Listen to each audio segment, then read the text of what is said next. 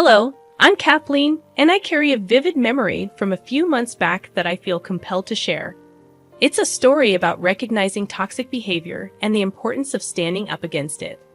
I'm 31, and my immediate family includes my 34-year-old husband, Anthony, and our kitten. Anthony and I, high school sweethearts, tied the knot at a young age despite attending colleges in different states. Our bond remains strong, and next month we'll celebrate our 13th year together.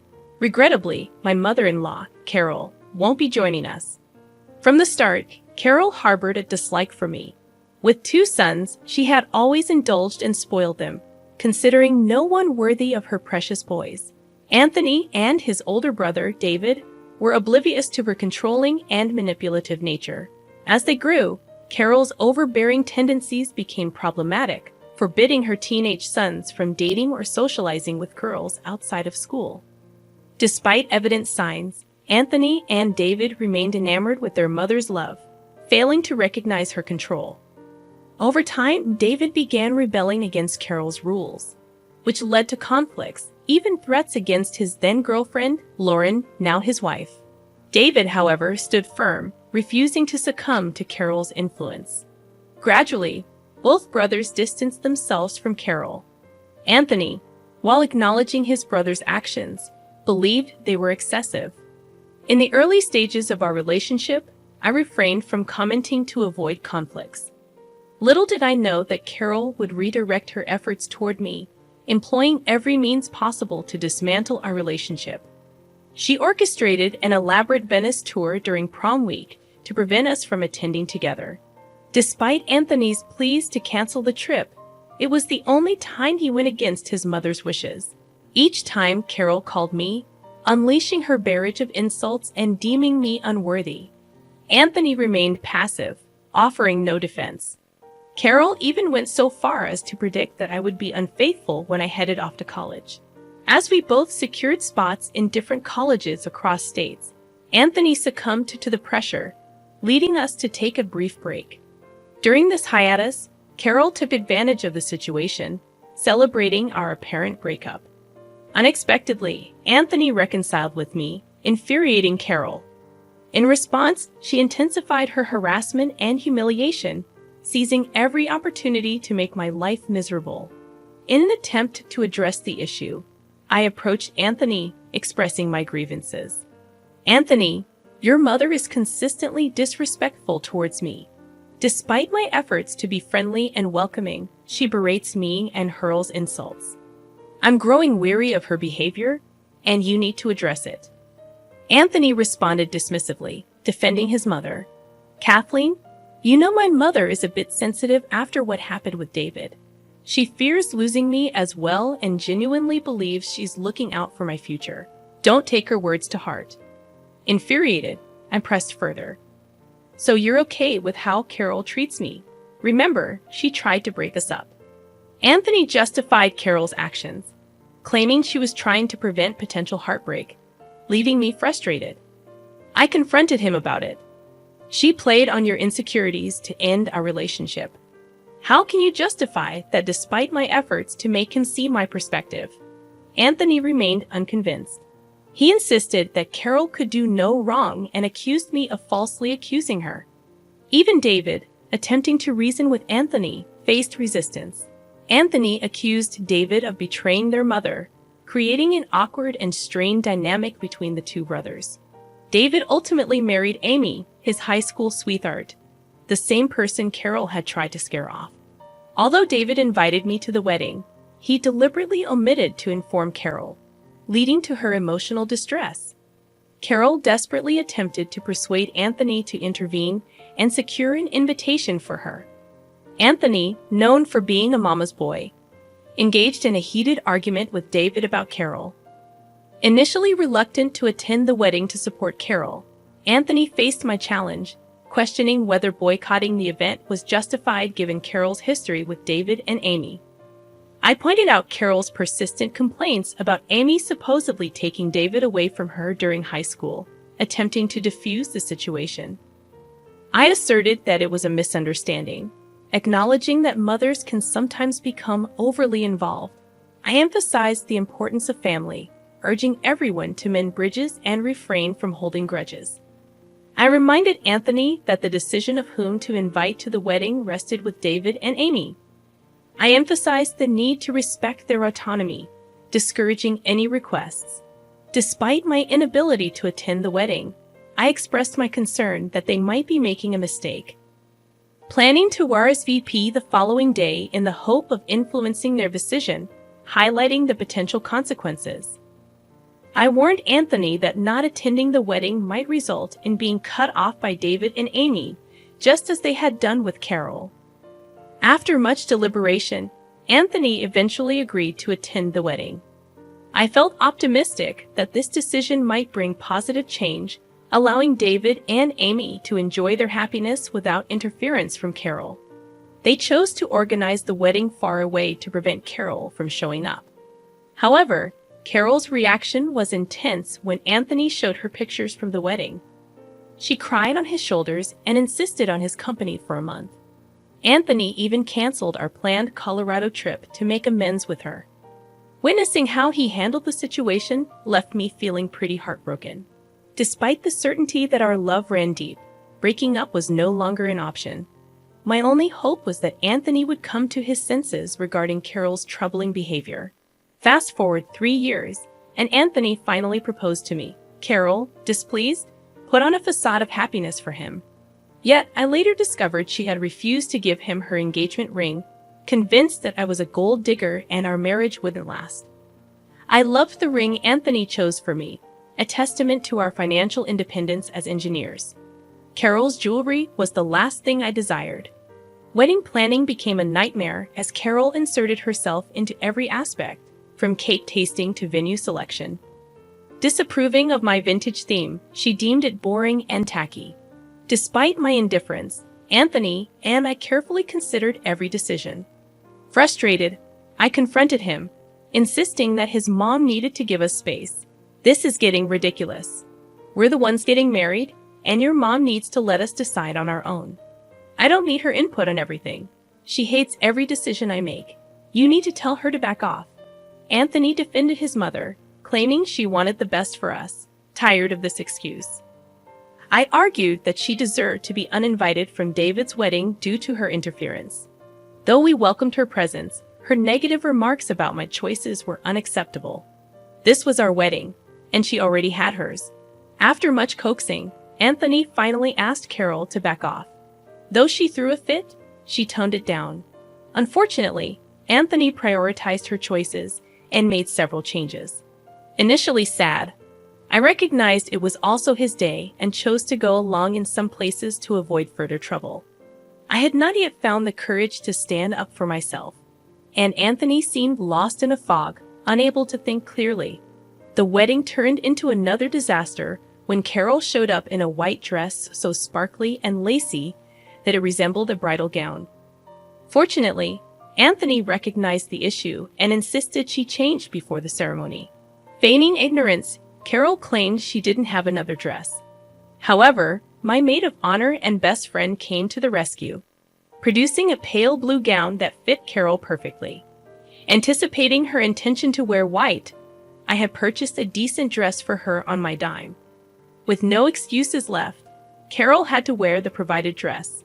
During the reception, she delivered tearful speeches about losing her children to awful women, targeting both me and Lauren, who were avoiding her. Carol also disparaged our relationship, portraying herself as the victimized mother-in-law. The wedding attendees looked uncomfortable, and even her own family was mortified. My maid of honor swiftly took the microphone, redirecting the atmosphere. On our honeymoon, Carol incessantly called us, reaching out to Anthony and crying about feeling lonely. She bombarded us with 5 calls a day. And when unable to reach Anthony, she called me, accusing me of taking her son away.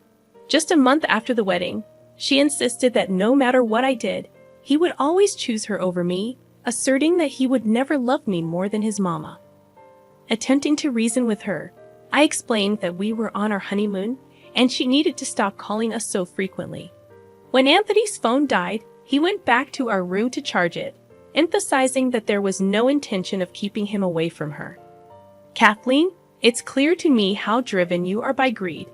Your sole focus is on extracting money from him, ignoring the fact that he supports me financially and genuinely cares for me, something he's been doing since his father passed away a decade ago. Carol, you may be his mother, and it's natural for him to support you. But I am financially stable on my own and have no interest in his money. Stop falsely accusing me of trying to exploit him. Enough with your baseless accusations. You might deceive him, but I see through your intentions. Hand over the phone to my husband. I need to speak with him urgently. During our honeymoon, I endured numerous conversations like this with Kathleen. When we returned home, dealing with her incessant crying became a daily struggle, all because we didn't take her along. Even now, she scolded my husband for going without her. Anthony, as always, did his best to console his mother, overlooking my concerns. I was gradually finding my voice to stand up for myself. Things were relatively stable until a few months ago when I discovered I was pregnant with our first child. Excitement filled us, and Anthony wanted to share the news with Carol immediately. Despite my reservations, I agreed. However, instead of joy, Carol reacted with tears and accusations. She accused me of trapping him with a baby, insinuating that I had cheated on Anthony. Despite my husband's attempts to calm her, she remained obstinate. I grew weary of her dramatic outbursts, which persisted for 3 weeks before she decided to visit us. Carol arrived unannounced, seemingly happy about our baby, showering me with gifts. Anthony was relieved, thinking Carol had finally accepted our child. The truth, however, was far from that. I felt a sense of unease about Carol's newfound happiness and decided to approach the situation cautiously. In the evening, she offered to make us tea, claiming it would help warm me up as the weather was getting chilly. Anthony appreciated her gesture, giving me a triumphant look as if to say, "I told you so." Choosing not to dismiss my concerns, I excused myself and went to the kitchen to check on Carol. I'd observed her preparing tea and adding something from a carton. Both my husband and I are lactose intolerant, using a specific brand of oat milk for our tea. However, Carol was using a different carton that caught my attention. She used oat milk for 1 cup, but opted for the suspicious carton for the other. Initially, I assumed she was merely using a different type of vegan milk for variety. Despite this, my unease persisted when she handed me the suspicious mug. Feeling a sudden panic, I impulsively switched my husband's cup with mine when they weren't looking. We drank tea, and throughout the evening, Carol seemed to smirk at me from across the couch. Fortunately, nothing untoward happened for the remainder of the night. However, in the early hours of dawn, I heard my husband vomiting in the bathroom. He made several trips, and the noise woke me up. After a while, I saw him lying on the living room couch in pain. Concerned, I approached him and inquired about his condition. Carol, emerging from her room, looked worried at the sight of Anthony's distress, breaking into an ugly cry. It suddenly dawned on me. This woman had used cow milk in our tea. I was prepared to confront her, but before doing so, I had to rush Anthony to the hospital. I urgently dialed 911, requesting an ambulance for Anthony, who was experiencing severe stomach pain and was on the brink of passing out. At the hospital, we waited for the medication to take effect. When the doctor arrived for a consultation with Anthony, I brought Carol along. In the presence of both Anthony and the doctor, I coerced Carol into confessing to everything. She was concerned about her son, so getting her to confess wasn't a challenge. The doctor expressed disappointment and informed us that Anthony needed to be hospitalized for a day. After the doctors left, Anthony seemed troubled. The fog in his mind began to clear, and he questioned Carol about why she used milk in his tea, knowing about his allergy. He pointed out that their household didn't even have cow milk, and I didn't consume it either. Carol insisted that she didn't intend to harm Anthony, claiming she was aware of his milk allergy. Anthony was perplexed and demanded an explanation. Carol continued sobbing in a corner, prompting me to reveal the truth. I explained that Carol brought cow milk into their home, not for Anthony, but for me. It was not meant for him to consume, and I had switched their cups when Carol wasn't looking, prioritizing the health of our child. It turned out to be the right decision. Anthony, shocked and disbelieving, accused me of lying. He couldn't fathom why Carol would want to hurt him and our child. I urged him to ask Carol for an explanation, emphasizing that I had taken precautions to safeguard our child's health. Carol erupted into a cacophony of wails and screams, reaching such a fever pitch that a nurse had to usher her out, a move no one objected to at that point. Anthony, visibly shaken and traumatized by Carol's actions, apologized profusely and pledged to keep her out of our lives. Witnessing Anthony's pain, I offered comfort as best I could and took him home the following day. During his hospital stay, I seized the opportunity to change the locks on our house. Anthony called Carol, firmly informing her that we were cutting all contact with her for good. This decision triggered more cries and pleas from her, insisting that as his mother, he couldn't sever ties. Anthony resolutely rejected her pleas, highlighting how her actions had harmed our family. He emphasized that he wouldn't tolerate it any longer. Acknowledging that he had been blind to her detrimental influence, Carol confessed her motivations, admitting that she sought to hurt me and make me suffer because she felt neglected. Anthony, unyielding, deemed her actions unforgivable, especially considering the potential harm if I had consumed the tea she prepared.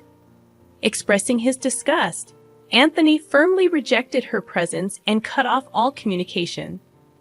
We changed the locks to prevent her from entering our home, and when she attempted to force her way in, we called the authorities, blocking her on phones and social media. We informed our extended family about the situation, and their unanimous disapproval further isolated Carol. After discussing her actions and reviewing evidence from security cameras and her confession to the doctor, we successfully obtained a restraining order against her. Though she tried to gather information from our extended family, none entertained her demands. We withdrew financial support, prompting her to secure a job at Walmart to support herself. Gradually rebuilding our relationship with David and Lauren, Anthony and David resolved their issues through a heart-to-heart conversation. Lauren and I, already good friends, strengthened our bond further. My husband, having come to his senses, shielded me from Carol's influence, and we eagerly anticipated the arrival of our child, with an agreement not to allow Carol any relationship with our future family. Enjoying the newfound peace in our household after Carol's departure, we considered moving to David City after our child's birth. Uncertain about the future, we remained positive that we would overcome any challenges together.